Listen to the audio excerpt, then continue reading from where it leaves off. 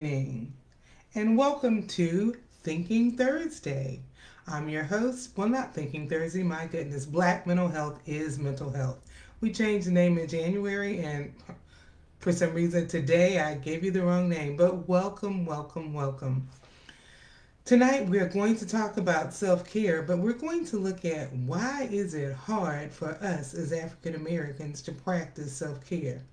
We'll look at gender, maybe some possible gender differences, but nonetheless difficulties. And we'll look at just some things we can do because we know that practicing self care can be very, very difficult. It's very necessary, so we're going to talk about it. Especially in times now when things are so hectic and people are feeling so stressed, we've got to work on taking care of self. It's so important. So tonight, we're all about taking care of yourself. As always, we want to begin by breathing. Why? If you've never been with us before, we practice deep breathing because breathing allows you to get more oxygen, not just in your lungs, but oxygen to your brain and oxygen flowing throughout your body. It can definitely make you feel better, let you experience life better. So, we're going to do some deep breathing. So, how do we do that? Of course, you know how to breathe. You're alive and well and breathing because you're watching this broadcast. But when we talk about deep breathing, what we are going to do is put your hand on your stomach, and as you breathe in, I want you to feel your stomach expand. As you breathe out, you will feel it kind of going back in. So, we're going to practice some deep breathing. I'll count you into four and then I'll count you back out. So, let's practice. Breathe in, two, three, four. Breathe out, two, three, four. Breathe in, two, three, four. Breathe out, two, three, four. One more in, two, three, four. Out, two, three, four. As I said, we're going to be talking about how to manage some of the how to look at self-care, and it's so important because people are stressed out, and we've got to work on what do you do to manage some of that stress. So I want to invite you to share this. There is a share link, and you can share it with others, and so others can be aware of how do we want to do this? How do we want to manage? How are we going to manage all of this stress we have going on? So, we are going to do that. So, as I said tonight, it's all about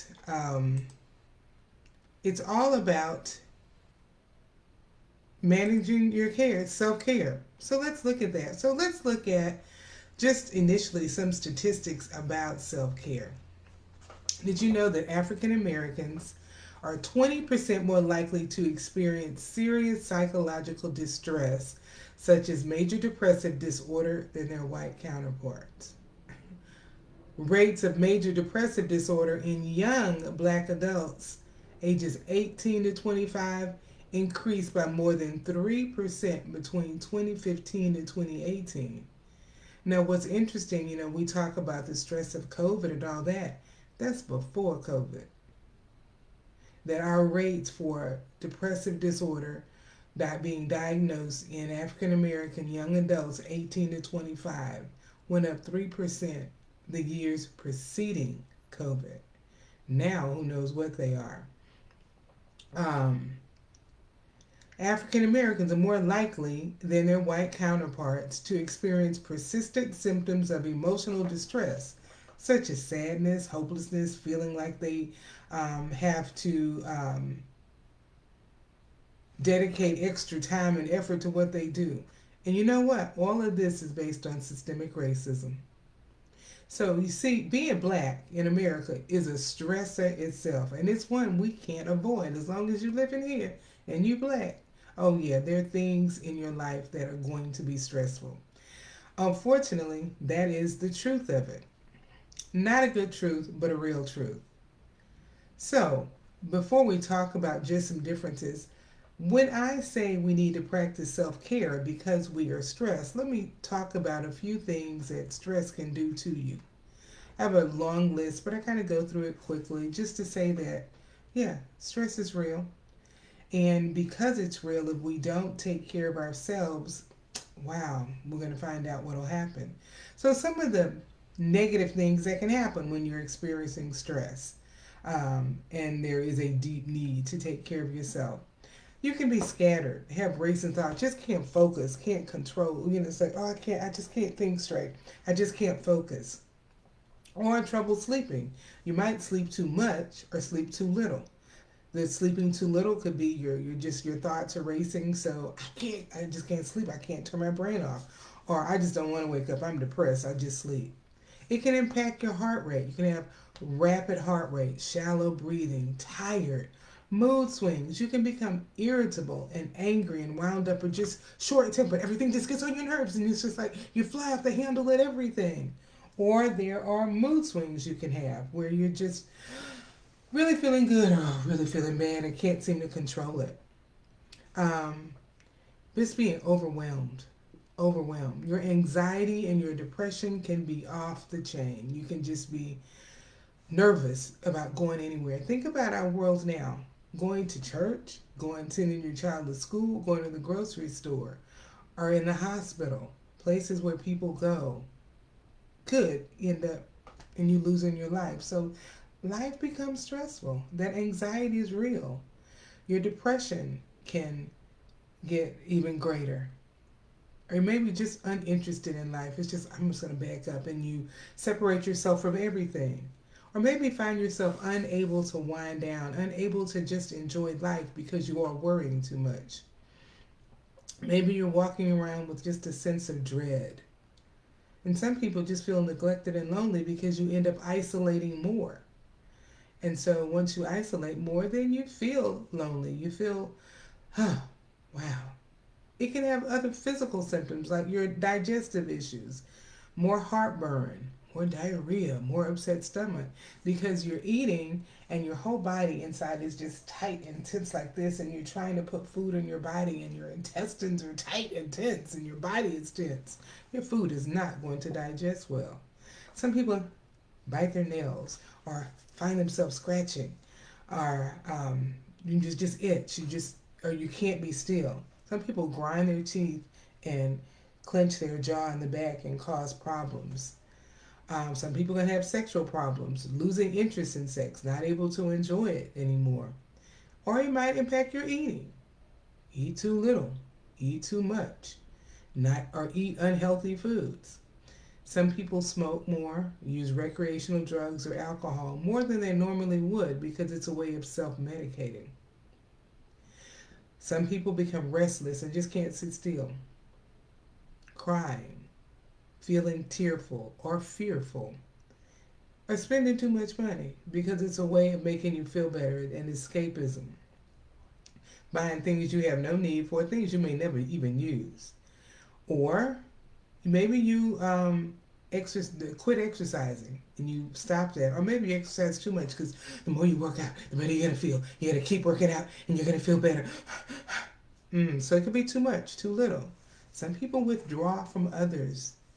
Or if you've already had a physical or mental health problem, it could get worse. Because as you're stressed out and not taking care of yourself, not eating properly, if you're on medication, you might not take that either. So your physical and mental health could be worsened. You know, if you've ever heard me before, you know I talk about physical and mental health. It's just being health. And so when you impact one, you impact the other.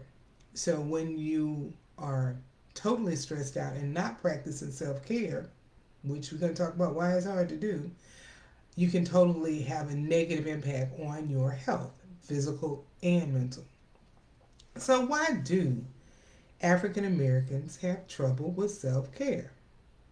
Let's look at men first, because when we think about self care, we think about women, and that's one of the issues that some men may have. The idea of some people have of self care is a woman who is maybe in a bubble bath with a mask on her face, with some candles burning and a glass of wine, and she's sitting there in the tub and just bubble bath and well, for men, that's not an image that's conjures up anything. It's like, okay, that ain't me. And for most women, it's like, I don't have time for that. Really? So, just the idea, the false idea we have of self care can be a throw off. It's like, for a man, that's not necessarily an image that conjures up anything. It's like, okay, no, that ain't me. Now, the long, hot bath can be good and relaxing for anybody, regardless of how you see yourself gender wise. It can be a good thing. Um, but for many people, just that issue, that thought is like, nah, that ain't real. In our society, males have not been taught to deal with emotions. The African American males, you the man. You ain't got time for all of that. So you haven't been taught, real men don't cry. Real men don't share their feelings. We have all of these negative stereotypes that are stated about men, and they haven't all gone away. And for different generations, they're still real because that's what, you grew up with. Hopefully, as younger men are coming up, these are changing.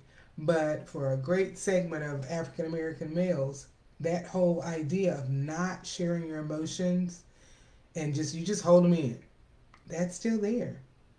With the stereotypical view of masculinity, males are supposed to be the leader in the home, and I'm not saying they shouldn't be, but that leader in the home, how can I be the leader if I'm going to be vulnerable?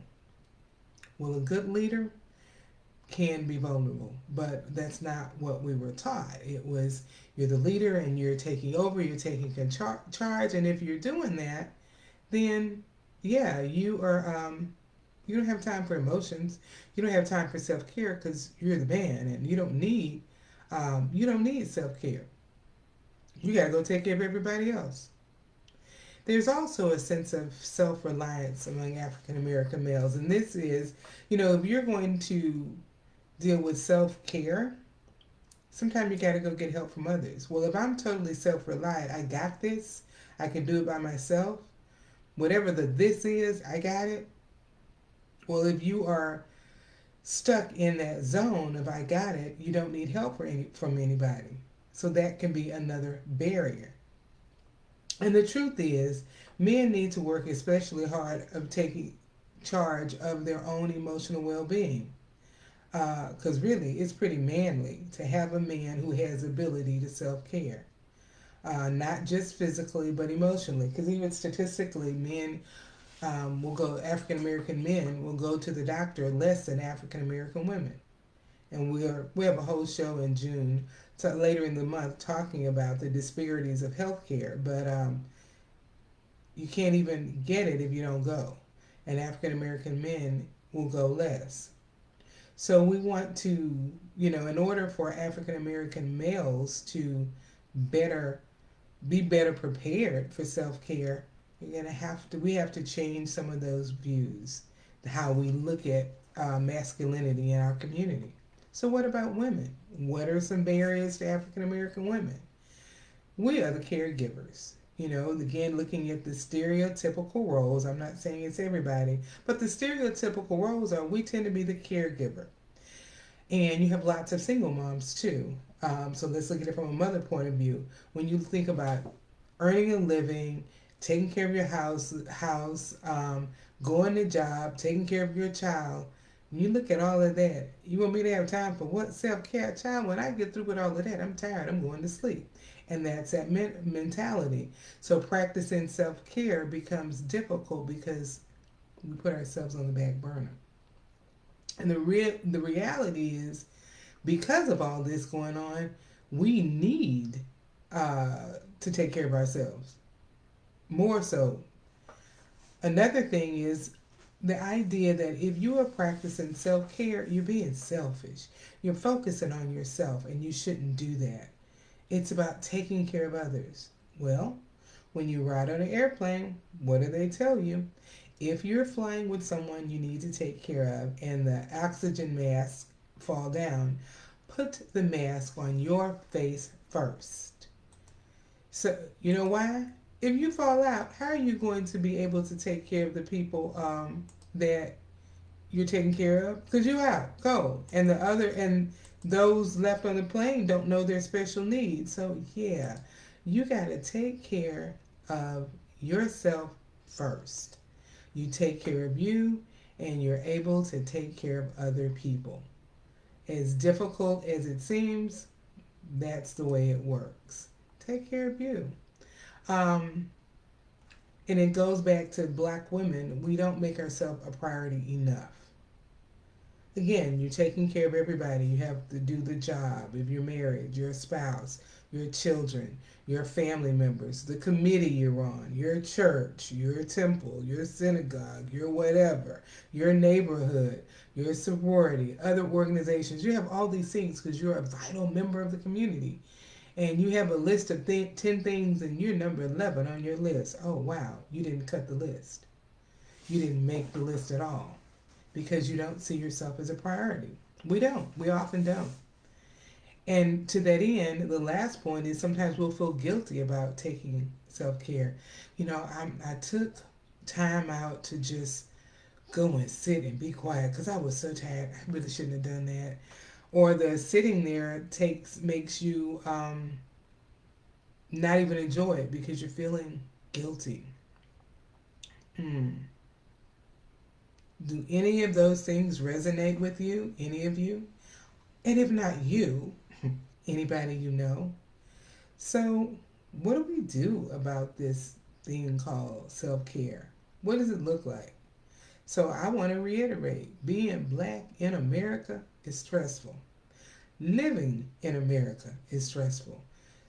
We are focused on the couple of shootings that happened, but there have been, like, since the shooting in Uvalde this past weekend and the one before it in Buffalo and the church in California, there have been another 20 shootings. There was another one today in Oklahoma that was mass shooting. And if you look at just individual shootings, every day there's a shooting in America. That causes stress.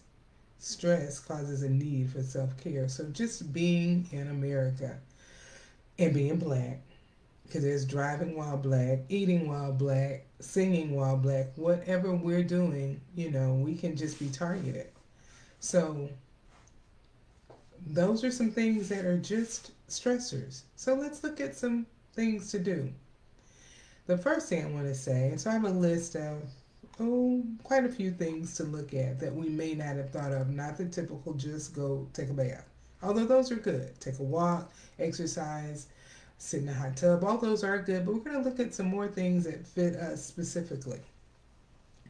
One of the things is, can you reach out to somebody you trust? Someone you can trust with your inner thoughts, males and females. So for brothers, it might be you going to shoot some hoops because that physical activity is good. Some people like golf. You might want to go play golf.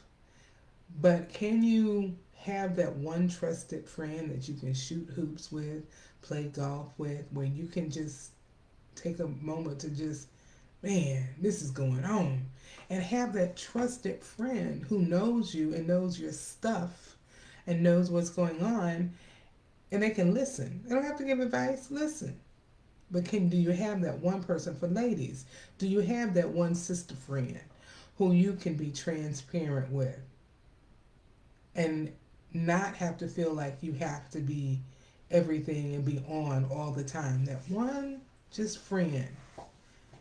And it's hard because we don't want to be vulnerable. But regardless, male, female, whoever, whatever, be able to be vulnerable and be with that one person you can talk to. Hopefully more than one, but have at least one person where you can just, this is what's going on, and be real with. Next on my list is reading a book or reading something that brings you joy. We can want to read conscious material to, find out what's going on, but can you read something maybe just for fun? Maybe it's going to read some black sci-fi. Maybe it's going to just read something that's fiction, that's pure fun. Yes, read something that's going to be informative, going to enhance your mind, but do something fun. Maybe it is going to, um, for some people, it's being creative. And the group, maybe you don't want to actually be the creative one in the moment, but what about going to see some a black art exhibit, going to a black bookstore, and Yes, read something and that's going to oh, be informative. going to a black bookstore and spending some money with a black business, or going out to eat and spending some money with a black business. How does that help manage your stress? Well, if you're getting out and you're going out to get something to read, to relax with a good book, you're like, I don't have time for that. Well, maybe it goes to my next one. Stay away from social media. Social media can be positive, but it can also be the negative. The negative side of it is, if you're looking at certain sites, we're on Facebook now, but if you're on Facebook all the time looking at your friends, you're going to get a skewed view of what's going on, because generally you're going to post all the good stuff and it makes everybody's life look better than yours. So that's not a good thing. It's like, okay, wow, really? So that's where the time you might spend on even on TikTok or Facebook or Instagram. Go and engage in a book. Or another one, talk to friends. Connect with people, with your family, with your friend. Once a day, find one person you talk to, and it could be talking about serious things, or it could be talking about nothing. By nothing, I mean, we just having fun. We just say, hey, what's up? I have a friend. We both try to drink our 8 glasses of water a day, so we'll call and check in certain time of day. You had any water today? Did you eat? Did you do this? But that just connection, because in that case, it's self care and we're taking care of each other. So you're still in that caregiver role, which feels good because I'm taking care of the friend who's asking, "Did you drink water?" But they're taking care of me. So the caregiving becomes a give and take. So that can be beneficial. You don't have to just be in the role of taking care of somebody. It can be that give and take. Um, get moving. I talked about the golf or the basketball, but moving is beneficial.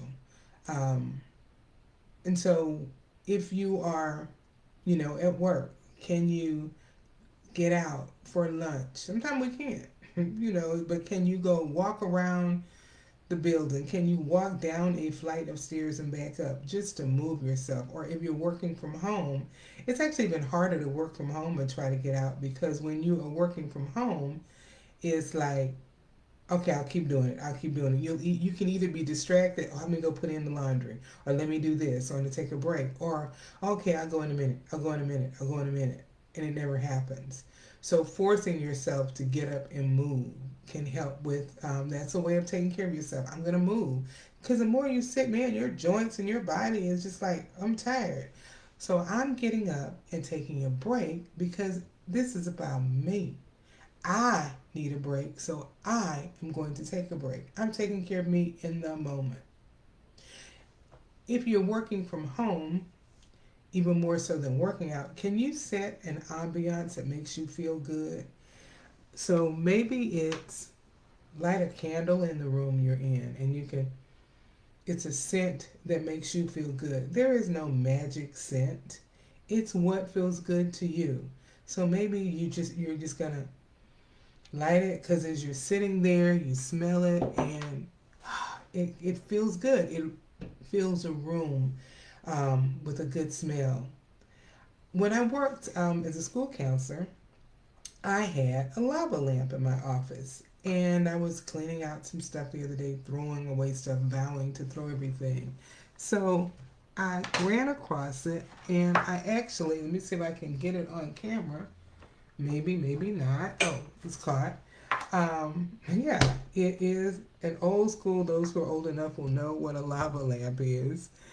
But you know what? It was kind of fun. I had it in my office because it had a calming effect. You know, you can just kind of look at it, and you can't really quite tell on camera, but it has the inside where it's just moving and it just floats, and that can be something that is kind of fun to look at. It worked in my office, so I thought I'd try it. So I turned it on today, and yeah, it's just kind of cool. So when you're stressed, you can just kind of look at it, and it's bobbing up and down, and it's slow, and it can help you slow your breathing down because you're watching something move slowly. So you can set the environment. What is the lighting you can do? You can play with lighting. I like natural light, so I'll open the windows to work by. So taking care of yourself is setting up an environment that is conducive to you. Now, sometimes when you're working in an office, you don't get that. You really don't. There might be lighting, you hate this, but what can you do? Find something in that environment you can control. Even if it's putting pictures on your desk of your loved ones, your children, your loved ones, so that, okay, I can see that and I'll feel good when I see that. But find something that makes you smile in your everyday environment. Working at home, yeah, it can be easier, but find something, especially if you have to be in the spot 8, 10, 12 hours. The more you can make it conducive to you, the better. Ask yourself, what do I need right now for me? And work to get it. So maybe it's, I do need a break. And sometimes you might need that break and can't afford it. That's the reality of it. But what if you can? What if you're in a job where you have paid time off? Well, I'm saving my PTO. Okay, but right now you feel like you're about to crash and burn. How much PTO do you have? Do you have enough to take a small break? And a break might mean I'm taking a day off from work and I'm not getting out of bed.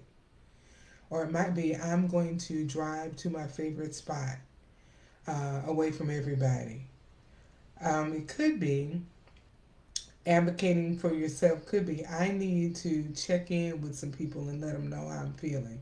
I'm feeling stressed, really stressed, and I need to let somebody know this is what's going on with me and I'm not feeling good. That goes back to the first point of having that one person you can be transparent with. So maybe what you need in the moment is someone to hear you. Um, and maybe you just need to be heard.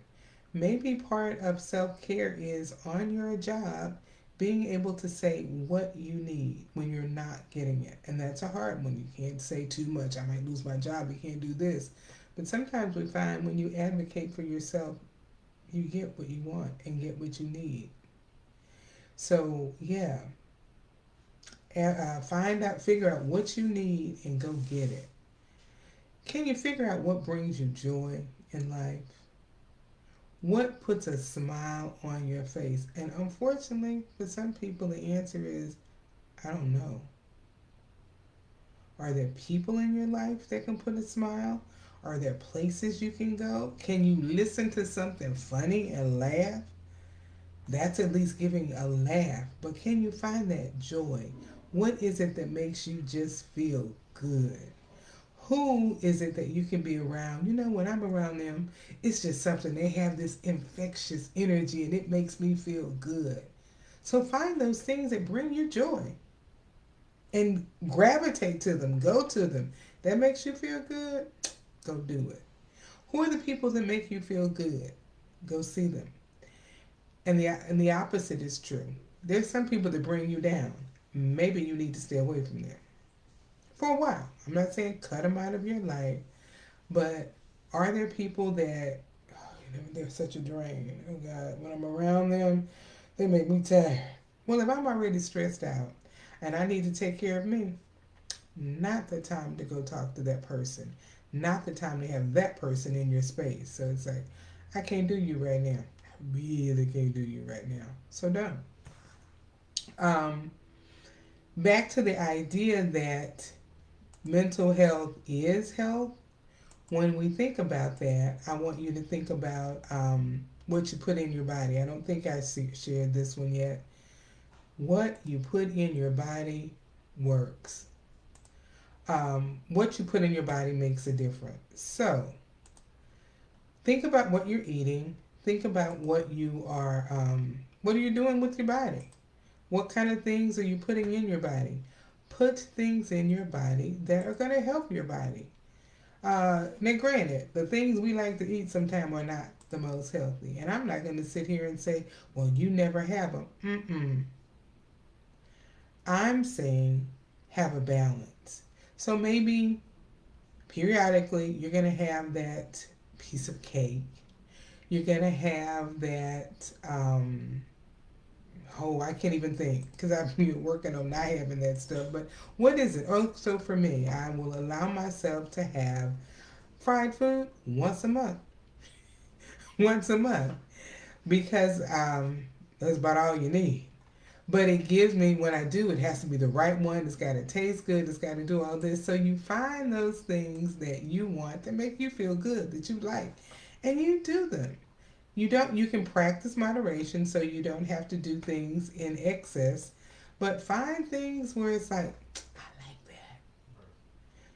that. And the food that makes you feel good. Get yourself accustomed to eating healthy and making it feel good to you. So you can find something healthy that's just as good as that piece of chocolate cake. And I know that might sound, crazy, but change your way of thinking. Realize that this is good for me, so I'm going to do it, but still have the other stuff. What are some other things you can do to have, do it? We talk about avoiding conflict. How can I stay calm? Again, that goes back to who are you around. But sometimes, you can avoid it by thinking about who you associate yourself with, who's going to make you feel better. But some conflict find us. Like I say, being black in America is a mental health concern. It is stressful. It is not good. So that alone, I can't avoid that. I can't avoid if I go out and systemic racism is alive and well. But what I can do is put myself in a situation where when I'm around the negativity, I'm going to escape to the positivity. So, yeah, finding your way around to get something positive. Um, and there's a balance of something else you can do is think of things what did you do in the past at work? It's probably not the first time in your life you're stressed, and it won't be the last. What has worked in the past? Now, sometimes we have done things in the past that haven't been healthy, and we don't need to do them again. Some things people will do um, is pour themselves into work. That's not going to take care of you.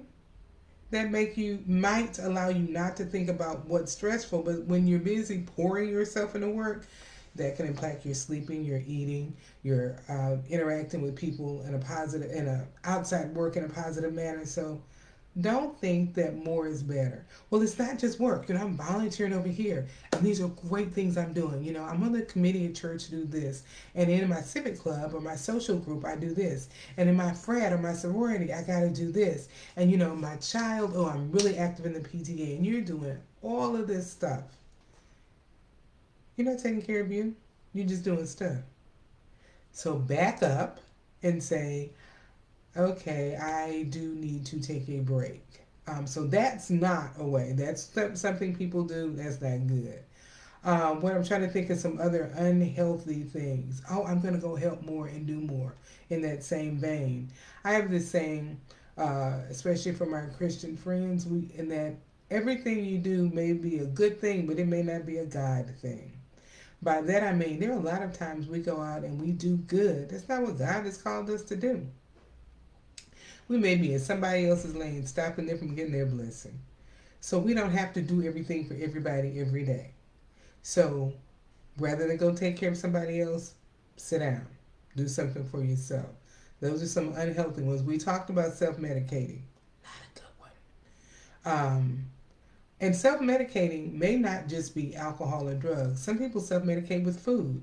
Some people self medicate with shopping, with spending.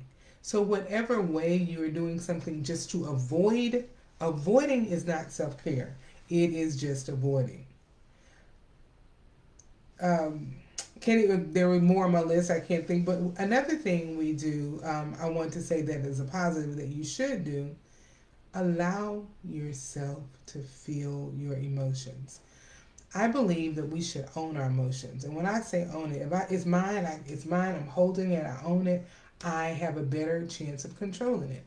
If it's depression, if it's anxiety, if it's stress, you know what? I'm going to own it. It's mine. What am I going to do with it? I don't want it. I can control where it goes. I'm not going to give it to somebody else. They don't need it. But I'm going to control my emotions. So when I'm practicing self care, I have to think about, am I really sad and depressed today? Mm-hmm. Okay, do I want to stay here?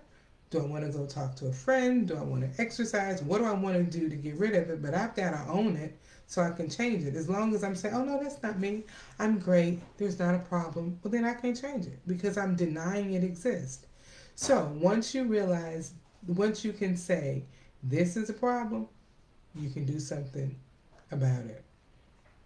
So take your pain, take your anxiety, and own it. Admit it's real so you can change it. That's a great way of taking care of yourself. Um, and looking at the clock, I'll say I want to do one more, and that is it's a real big word. Get ready for it. I want you to hear this huge word in terms of practicing self care. It's a very powerful word. Are you ready? The word is no. Say no sometimes. You don't have to do everything for everybody every day, all the time. Say no. And it's okay to say no. It's about me today. And no, I'm not going to do that. No, I'm not going to be able to do that. You don't want to leave anybody high and dry, but say no. Sometimes say no and say yes to yourself. Say no to everybody and say yes to yourself. Not an easy thing because you got to take care of everybody. But learn that word no. And lastly, when it comes to managing self care, yeah, you might need to talk to a therapist. But you need to talk to one who is culturally competent to deal with you. That is why I recommend talking to, for African Americans, to talk to an African American therapist. And not one who's just brown in color. Someone who can understand and who is not in denial about systemic racism. Understanding that that is a big part of the reason we have to have stress and have to manage self care. So, someone who looks like you, who understands what you're going through on a cultural level, can go a long way because that may be part of what you're dealing with. And you need someone who can help you through that, help you navigate that. So, yeah. I was asked, well, where do I find one? There are different sites you can look on. One is there is a America. Oh Lord, ABSI Association of Black Psychologists has a website, and there are different local chapters, so you could look one in your area. You can look on Psychology Today, and they have filters. You can put in African American male in your area, African American female in your area, what you want. So you can be very specific and search by gender, search by ethnicity. You can look for African American who serves LGBT community. Whatever that specific need you have, you can search for a therapist who will help you, who fits that criteria. They are culturally competent to meet you where you are. If you have insurance, you can call your insurance carrier and say, you need help finding a mental health provider. And you can say, I'm looking for a black mental health provider. So look for someone, take the time to get someone or something that's going to benefit you. And they're going to look like you, sound like you, understand your struggle. If I have to go explain the struggle, then I'm not even going to get to the issues. So get help.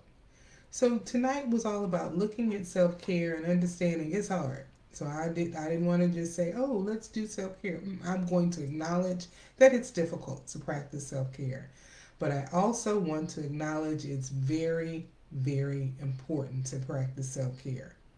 If you don't take care of you, who will? If you don't take care of you first, who will be there for the people who you want to take care of? So take care of you.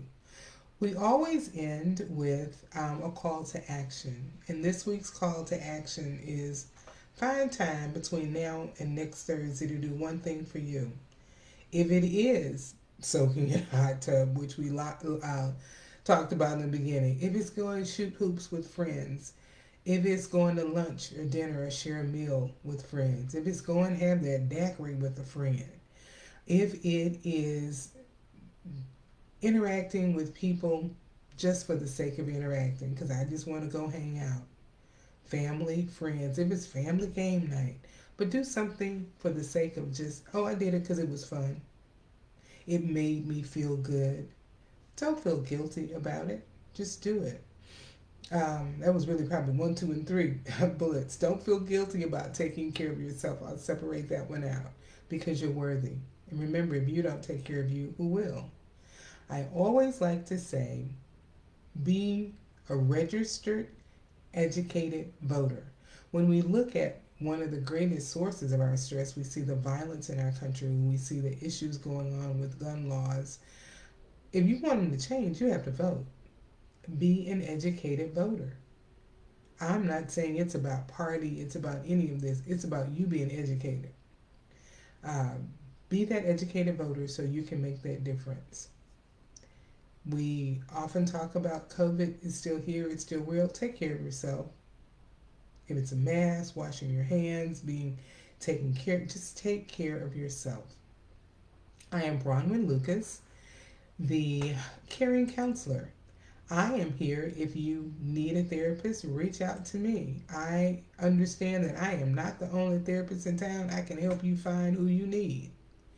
But feel free to reach out to me at 682 272 3949.